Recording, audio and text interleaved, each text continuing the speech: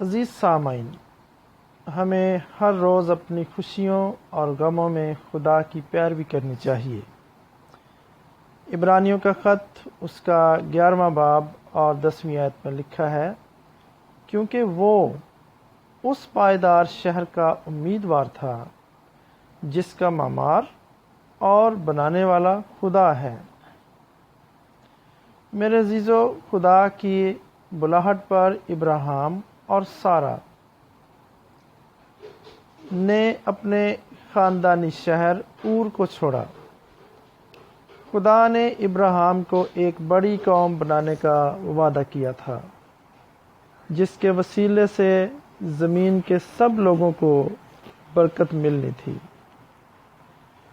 ہر گزرتے سال کے ساتھ ابراہیم کس قدر حیران و پریشان ہوتا ہوگا کہ سارہ بھانج تھی، لیکن جب وہ دونوں بوڑھے ہو گئے تو تب ان کے ہاں اسحاق پیدا ہوا، جو سچ مچ خدا کا ایک معجزہ تھا اور خدا کی قوم بنی اسرائیل کا آغاز بھی تھا۔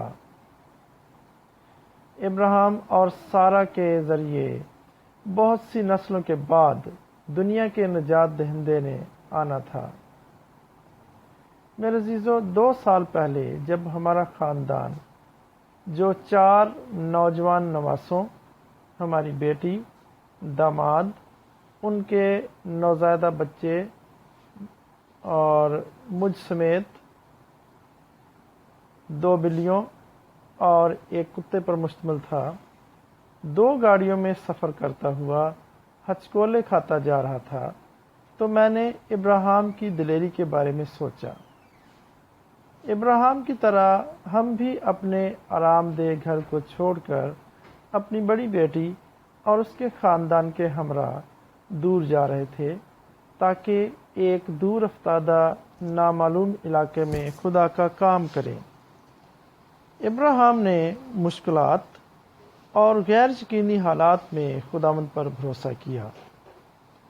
ہم چیلنجوں بھری اس زمینی زندگی کے نشیب و فراز میں آگے بڑھنے کے لیے ابراہیم کی ایمانی مثال کو دیکھ سکتے ہیں، اور پھر ہمیں اس طرح سے اس کے لیے دعا کرنی چاہیے: آئے عزیز خداوند، ہماری مدد فرما کہ بے یقینی کے وقت میں تیری طرف دیکھیں اور یاد رکھیں کہ چاہے ہم جہاں کہیں جائیں، ہمارا ابدی گھر تیرے ساتھ ہے۔